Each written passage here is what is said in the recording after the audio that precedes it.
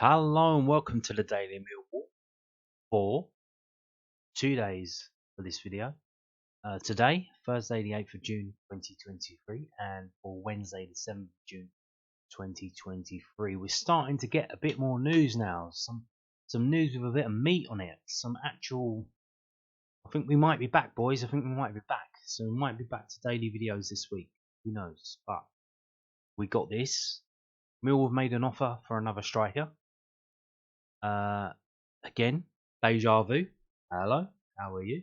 Yeah, Millwall go in with offer for target. If you're wondering who it is, it's Lyndon Dykes.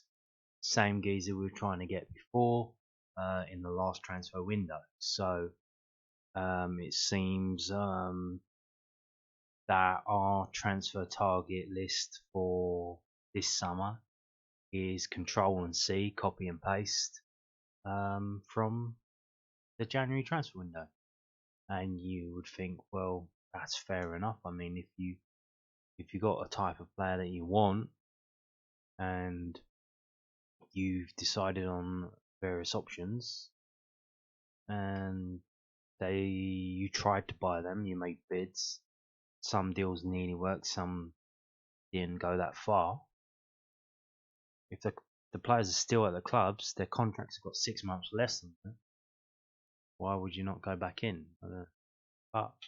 So yeah, Millwall tabled a bid for Queen's Park Rangers striker Lyndon Dykes, who's also the subject of interest from other Championship clubs, according to Sky Sports News. Yeah, this was broken by Sky Sports News. A 27-year-old striker who missed 7 of QPR's 46 league matches owing to pneumonia finished the season with 10 goal contributions. He still has a year left on his contract with the Hoops, so is interesting other clubs in the division. Millwall made an offer for Dykes in January, but QPR refused to sanction the deal. They are willing to negotiate now and sell the player to a club offering the right price. Pursuing their interest from January, Millwall have gone on to table a bid that could rise up to $2 million. Millwall, in fact, are the only club that have made it official so far, with the others still only monitoring the situation. Dykes joined QPR back in 2020 and so far featured in 120 games, making 40 goal contributions. Why do they keep saying goal contributions? Well, he hasn't scored 40 goals. I think that means goals and assists, which is how they boost up your stats now. Because sometimes strikers at this level, they don't really score that many goals, especially one like Lyndon Dykes. He's more of like an assister as well. So he's quite tall. He's also featured in 28 games for Scotland at international level, scoring 8 goals. So there you go. Yeah, it could rise up to 2 million. So what is it? Is it $250,000? Is it $500,000? Do they get the 2 million if we go up to the Premier League? So they haven't rejected it. It hasn't been put out that it's been rejected. And this was from yesterday. This isn't from today. This is from yesterday.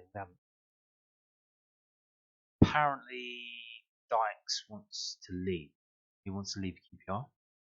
A lot of their players do. Dickey just left. He went to Bristol City.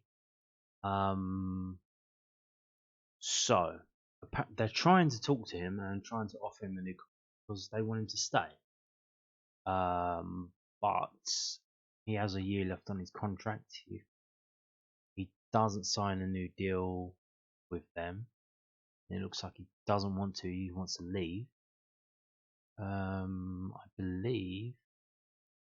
See, the transfer window will close after the season starts, so they might play him and then big him up and give him love and get him to sign a new contract. If he doesn't want to be there and he's dead set on leaving, will they sell him? Or will, like, if that, we're kind of a little rival for them, so will they wait until literally 11:59 on transfer deadline day? Well, I think it's 10:59 because I think it was at 11, but you know what I mean. If they wait till the last hour because they don't want to help us out, but yeah, there you go. We've made a bid for Dykes now. We've made a bid for Nisbet. Transfer window doesn't open until the 14th of June, but it might be until the 1st of July with the Nisbet deal, because that has to go over international boundaries. So now we wait. Neither offer has been rejected. I think they're obviously waiting to see if any other offers come in.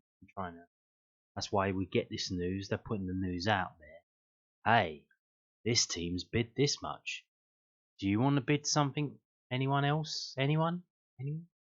Oh yeah. So we've made another bid. So obviously going for it again. Same players, but getting in early, making bids, trying to get deals done. And now we play the waiting game. Ha ha ha ha. Now, training ground. What's going on with that? Been a bit quiet. You would think summer, no football. This would be a perfect time to start actually building it.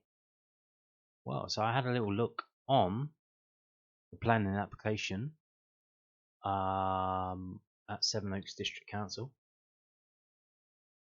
and would you believe it? Yesterday, on the 7th of June, they actually did publish some more documents related to the planning application for Mill's training ground in West Kingsdown, and it seems they've agreed on the Section 106 agreement, the community benefits plan, and other stuff that they attach to it. So here is the report. This is dated 5th of June. They go through, they just kind of round it up. So here's Section 106 agreement, reading here, included community benefit plan for the district and West Kingsdown in particular. That was the Mill Community Trust doing football stuff in the local area with the local children. An economic development strategy to maximise opportunities for residents of Sevenoaks District for employment, skills, training and volunteering.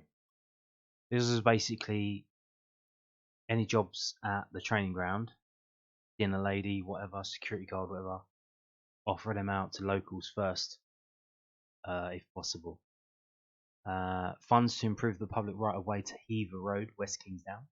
If that Mill will have to pay, it's basically a legalised bribe. Mill will have to pay for roadworks to upgrade the road nearby. Travel plan monitoring. So basically, they're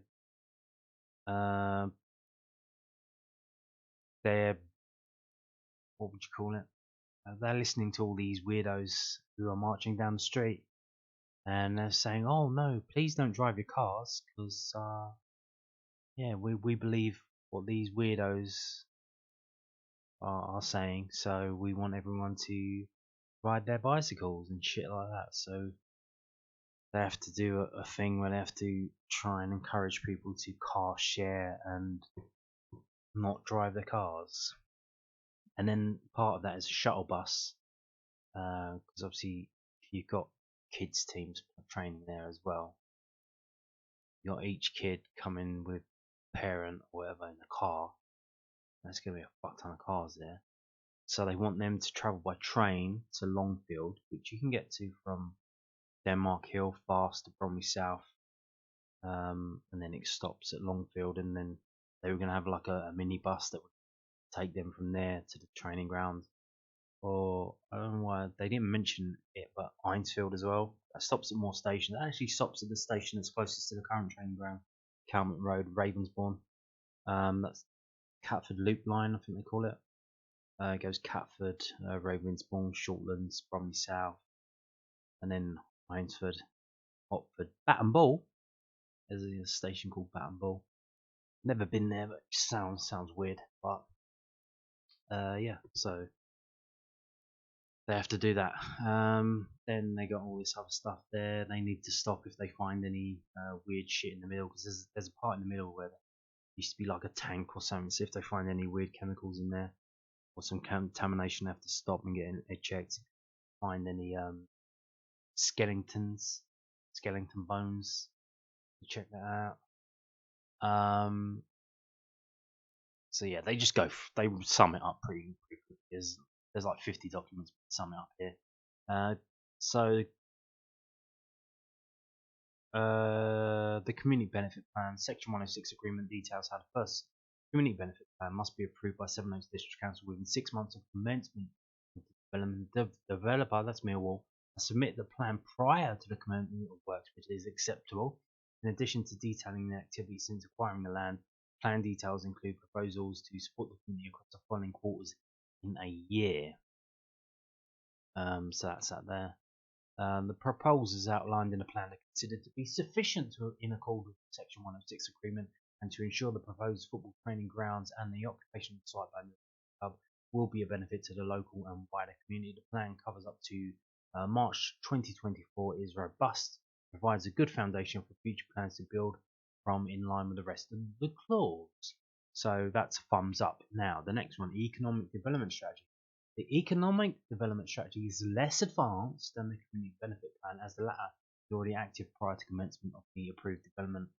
Yeah, MCT have already been doing classes there in the Sevenoaks area with just day classes. Interestingly, obviously last week was half term, and I didn't see they advertise any half term classes in Sevenoaks. They were doing them at St Paul's, Fisher's Ground, and next to Millwall in the Lion Centre, but not in Sevenoaks. But it says the economic strategy will require the construction of the development in order to be fully complete. The initial direction of plans are, however, considered sufficient. So whatever Mill told them about that, they're saying, okay, fair enough, but we have to wait till the thing's built, because you can't give jobs till the thing's built. Well, I suppose you can, in terms of giving jobs to people actually building it, but that's another thing. Like, Mill obviously aren't building it, they're contracting out. I know a lot of Mill fans obviously aren't involved in the construction trade. Has anyone been approached about this job? Has it been put out to tender? Have you seen the job note for this? Is this a thing that you've tried to get involved in to build Mill's training ground?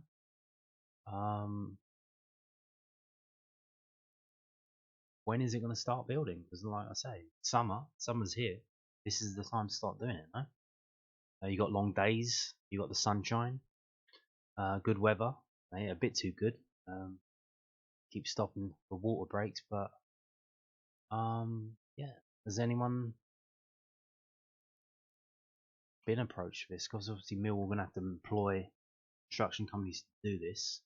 And you could ask them to try and employ local people, but they're presumably already going to have most of their workers attached to the company.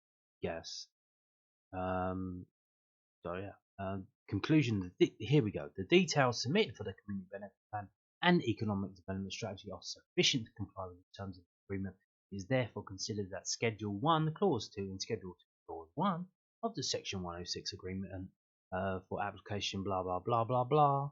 The clauses apply in perpetuity, and this approval is for the year following this decision, which has been added to the description. And that was dated.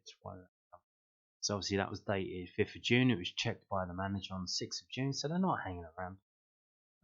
Fair enough. And here we go. Here's the cover letter. They sent this to Millwall FC, care of Quode, 8 to 14 Murd Street, London, Soho. Here we go.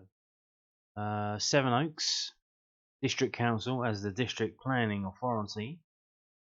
Let's go back up. Sevenoaks District Council as a district planning authority pursuant to powers in the above mentioned Act and Order hereby approves the details described above in accordance with the application and plans submitted therewith.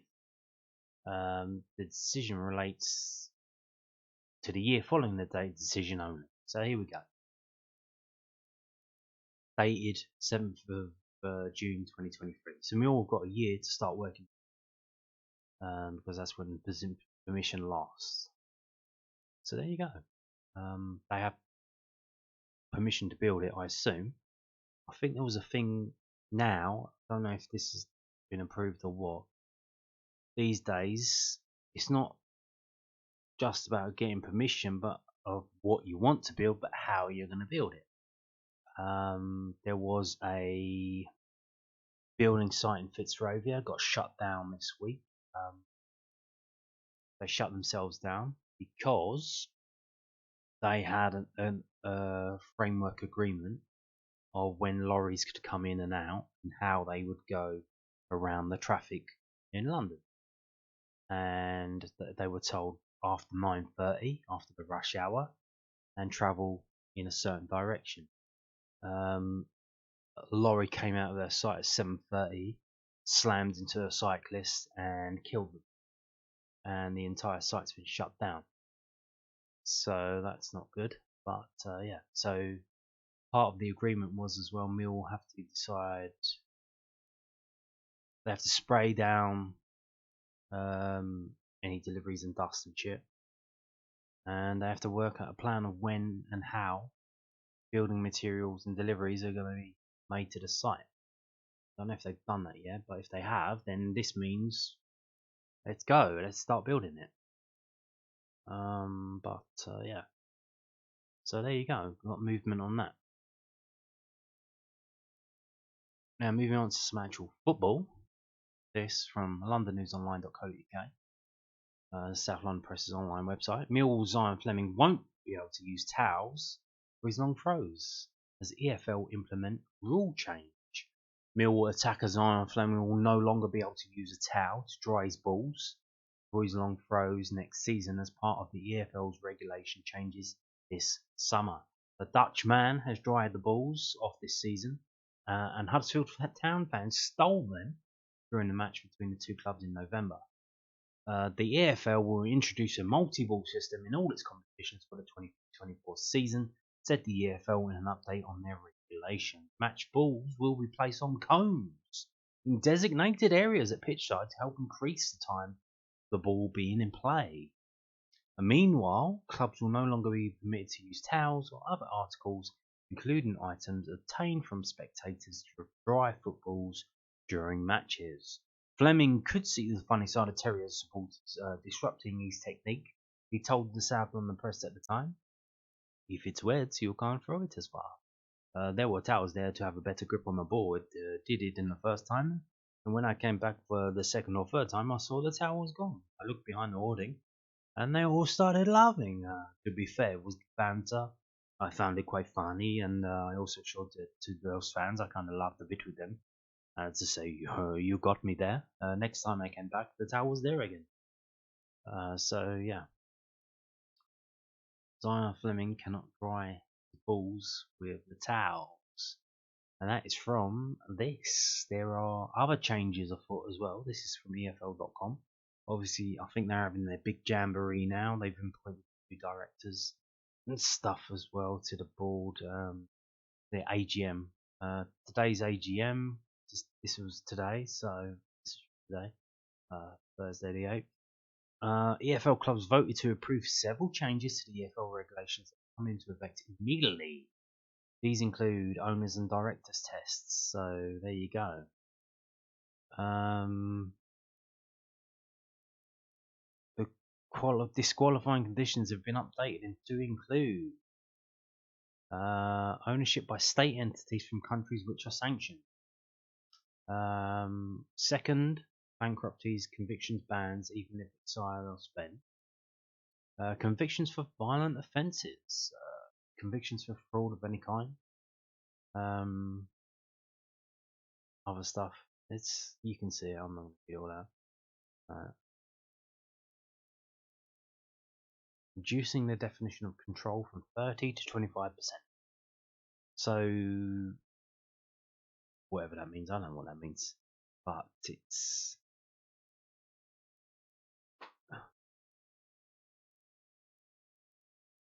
are there that many people queuing up to throw money away on football clubs? willing to just restrict it to squeaky clean people. Here we go. The EFL will introduce a multi-ball system.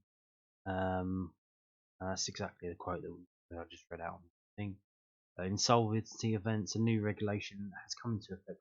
Requires a club to notify the league promptly once it becomes aware that it's considering, taking, or suffering any insolvency event. The club and any proposed office holders in any potential insolvency event will be required to meet with the league to ensure that the ongoing obligations of the club can be met.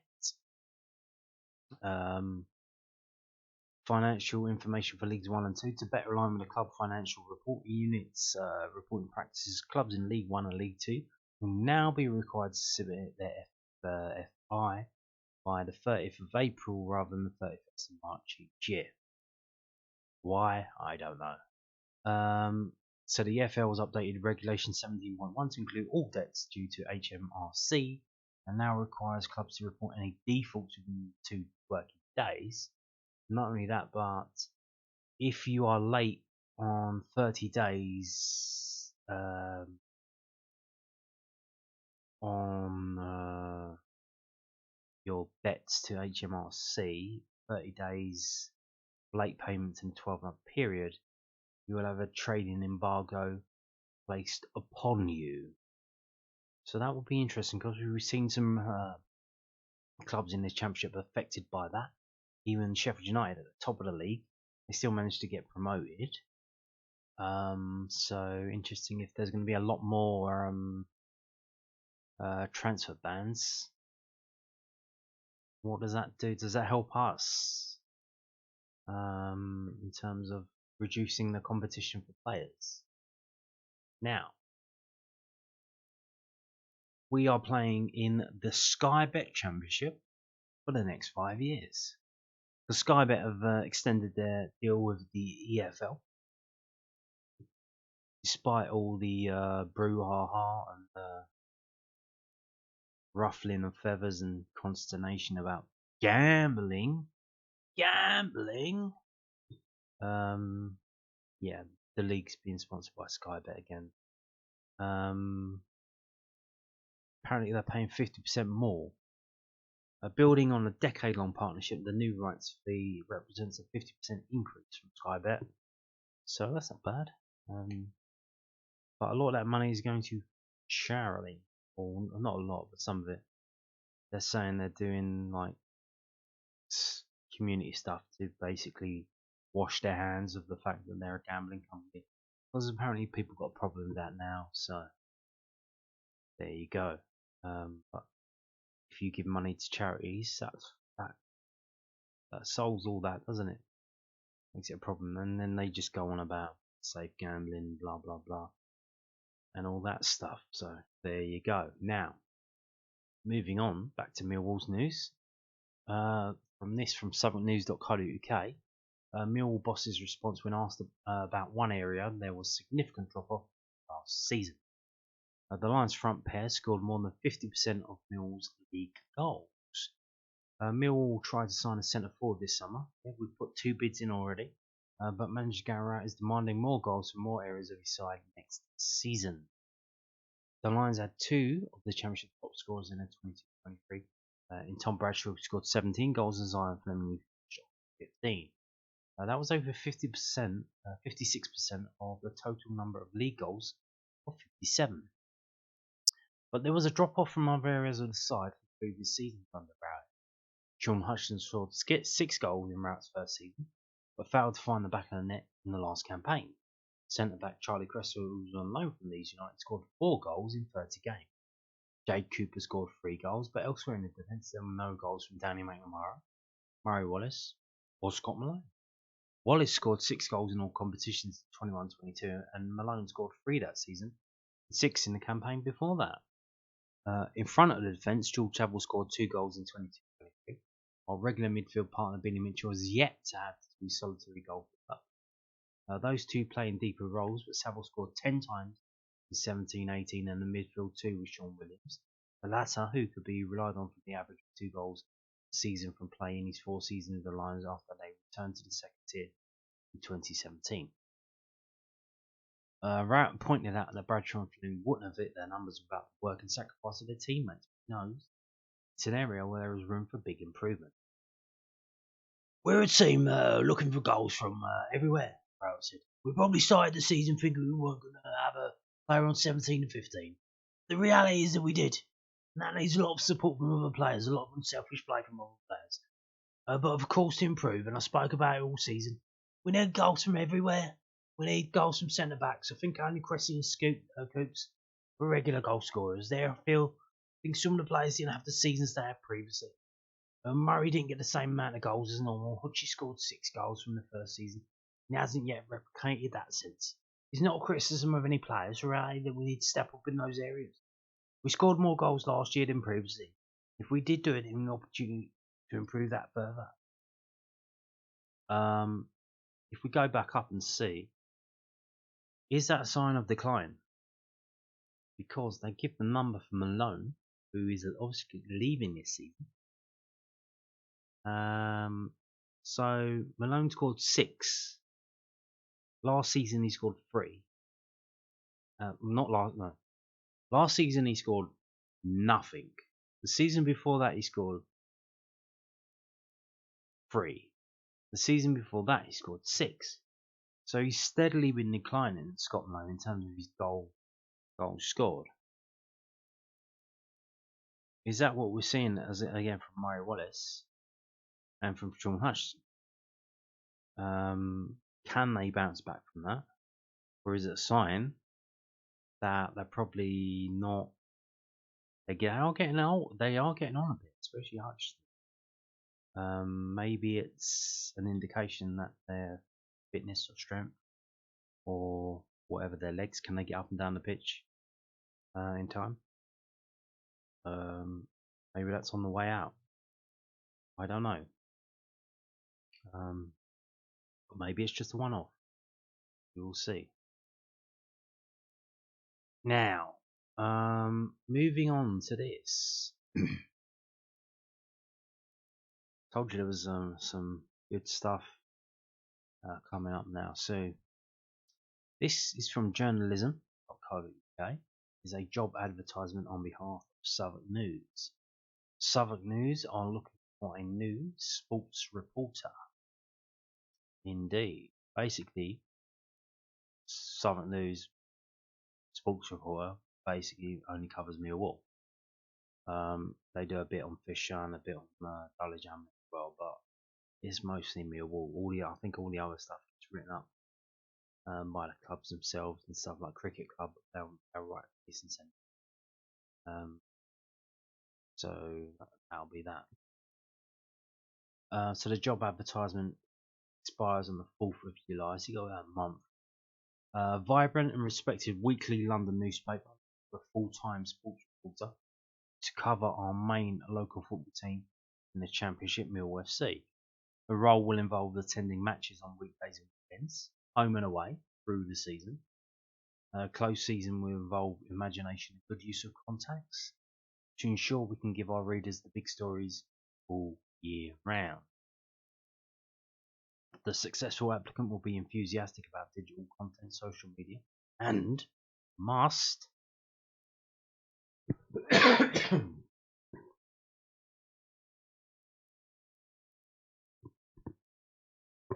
break exclusives and write news, interviews and features, write match reports and analysis opinion articles, be rigorous in producing accurate and engaging copy, work self-sufficiently and regularly generate fresh ideas, build relationships with key figures at all levels of the club. Online, update our busy Millwall website, News at 10, with daily content between print deadlines. Have extensive contacts within the game to break exclusives. Live blog during matches, important events. Write on the whistle match reports. Identify trending stories and be best placed to provide updates, break news. So basically, you've got to be on it 24/7 on your phone. Anything Millwall happening. If it does, you've got to quickly write a story like that. Be hungry. I think that's figuratively, not literally. Although the job is paying 23k a year, I don't think they put. Do they pay for your travel to away games? Probably not. Be hungry and determined to chase stories. Social media. Be innovative and creative. Ensure that all articles are effectively promoted. Provide matchday updates. Interact with readers and fans. Interact with Millwall fans on Twitter. Good luck with that. Ideally, have experience in audio and video. This is a fantastic opportunity for a confident, talented sports journalist. The successful candidate will be good at building relationships with players, club officials and fans, and be adept at producing accurate, informed and first-rate copy for our readers. A thorough understanding of social media and experience of producing digital content is essential, and the role also requires some technical knowledge, use of a content management system. Please send a CV, cover letter and work samples with your application. Please do not apply if you do not have the relevant experience. No time wasters, please. And they've got address there, and there's an email address that you can click on as well. So yeah. So if you're a Millwall fan, and you think, oh, this sounds like right up my street. Yeah, you need to actually be a journalist, I think. You need the piece of paper that says you can do this job, which a lot of jobs require now, including being a football coach. You need your badges and your licenses, and a lot of players, they get them and they start applying for jobs, and they're like, well, what have you actually done? Well, I've got this piece of paper that says I can be a football coach. Ah, but have you actually been a football coach? No, I haven't actually. More on that later, actually. So yeah, sounds like it's going to be a fun job, but it's literally 24/7. You've got time um, coming up with stuff, even if there's nothing there. Like over the past week, it's been absolutely dire. I've stopped making daily videos. I think I did a video that was covering like 4 or 5 days, and it was barely 10 minutes long. But these guys, they have to come up with something every day. Every day. It's insane, but yeah. So there you go. I think the new guy there was a year. He was there for a year. Yeah, Alex Jones, and it looks like he's gone already.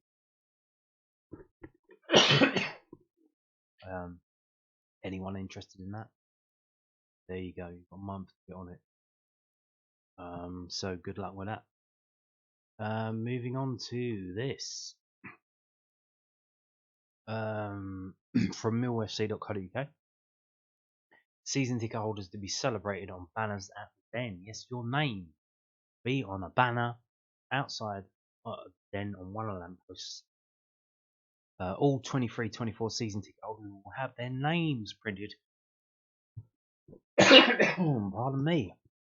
And proudly presented on lamppost banners around the Den as we celebrate 30 years out of our stadium. The club want to honour the fantastic and loyal support of near 8,000 season ticket holders cheer on the fans, and the banners will be on show throughout the Barry Kingsdown car park until the close of the season. Fans who want to see their name displayed will need to buy a season ticket before the 30th of June, allowing the club to design and produce the banners for the season. Pardon me, Jesus. Supporters who have already purchased their season ticket for the new campaign will automatically be enrolled, and their name will be ingrained in the fabric that hangs in SE16. If you don't want to be included, please email marketing@millwallfc to let us know. So they're saying it will be ingrained in the fabric. Will you be able to actually see it from the ground?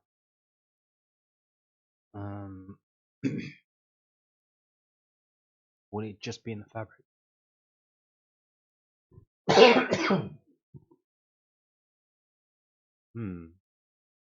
Interesting. So, yeah. So you've got until the end of the month. If you buy a season ticket before the end of the month, your name will be on the banner. And then what? I don't know. Because obviously, like they say, 30 years at the Den. It's one of the ideas they've got. So, yeah. But I wonder, how big will your name be and what happens at the season? Or will they cut it up, send it to you? Interesting. We're going to finish with this. Like I said about the guys trying to find stories even when there isn't. So they got this.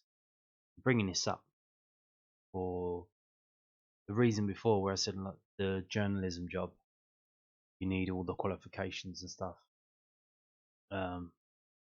Here we go. We've got Steve Morrison. He's got all the badges and stuff. Got kicked out of Cardiff, no fault of his own, and they haven't really done anything since they have to. Actually got worse. So, but he's back in the manager's job. It's at Ormchurch FC. So this is from London News Online.co.uk. Former Millwall striker Steve Morrison appointed Ormchurch FC manager. Steve Morrison has been appointed as Ormchurch new manager. Former Millwall striker, his Wembley player final goal sealed the promotion to the Championship in May 2017. Had previously been in charge of Cardiff City FC. Now Morrison will manage in the Isthmian Premier Division. It's a non-league football. He has appointed Anthony Fenton as his assistant. Morrison was sacked by Cardiff in September 2022. Been placed in charge after the dismissal of Nick McCarthy in October 2021. Yeah, he was Cardiff City under 23s manager, and he was basically unbeaten as their manager. Or he was doing. They were top of the league as the under 23s, doing very, very well. Morrison said, I'm thrilled and honoured to announce I've taken on the role of first team manager at Hornchurch FC. Myself and Anthony Fenton excited to take on this new challenge and to lead the team to new heights both on and off the football pitch. As we embark on this new season, I want to assure you that I'm committed to bringing success to Hornchurch FC. I will work tirelessly with our players, coaching staff and management to ensure that we perform at our best and achieve our goals. I am passionate about football and believe that together we can build a strong and successful team. I am excited to work with the existing players and the wider Hornchurch FC community, create a culture of excellence both on the pitch. Hornchurch chairman Alex Sharp said, From the first time I spoke to Steve, I knew we had a fan on our next manager. I was drawn in by the Millwall connection, but then so impressed by his experience, professionalism and how driven he is. I've loved listening to his plans of how he intends to take the club forward, and I love the fact that he thinks nothing of dropping down to non-league to create opportunities going forward. Everyone I've spoken to in the game, from Rob Lee to Sean Derry, speaks very highly of Steve, and I really can't wait to get going. Steve brings with him Anthony Fenton as his assistant, who is also very well thought of in football, and I'm excited to the thought of the players that Steve and Anthony will have access to and can bring to Hornchurch FC. Indeed. So that's what level is that? That's not only is that non-league. That's so obviously you got the National League, then you got the National League region, and then this league would be below that. So it might be probably a bit too low in terms of Millwall's under 21s going out on loan to Hornchurch FC, but these players that he could bring there. That was my first thought. Okay, are any Millwall players going to go on loan there? My second thought was friendly, pre-season friendly. Not quite an easy ground to get to. I'm Minster Bridge Station, District Line. Not a bad little trip. Not a bad little stadium. Not a bad day out. So yeah, I was wondering about that as well. But we don't know. But kind of, you don't know what goes on behind the scenes. But every job that comes up, you hear about like there's 50 people applying for this job. Any like league manager's job, there's 50 people for this job, 70 for that, whatever. It's insane, isn't it? I mean, I heard Lee Bowyer, he was on TalkSport the other day, basically begging for the Leeds job. But he was like on the show as like one of the panel. They had him in as like a guest, and he was there for the full 3 hours, just literally begging for the Leeds job. And yeah, it's tough. Like I said, it's tough out there. You got the badges. You need to get all this stuff to get a job. You can't just turn up. But you do all that. You spend all that money. You spend all that time. And even then, there's like 100 people in a queue trying to get the same job. It's fucking insane. So now we've got Steve Morrison at Hornchurch FC in the Isthmian Premier League, which is Ryman Premier League back in the day. Remember that? So there you go. We wait to see, and he'll as we go out on there on loan. Probably a bit too low down there, unless you would probably want them at least in Conference South. But if they go to the Hornchurch FC and they play week in week out, and they do very well, and they're at the top of the league, that might not be that bad. But we'll wait and see. So yeah, that's it. That is it for today's video. Thank you for watching, and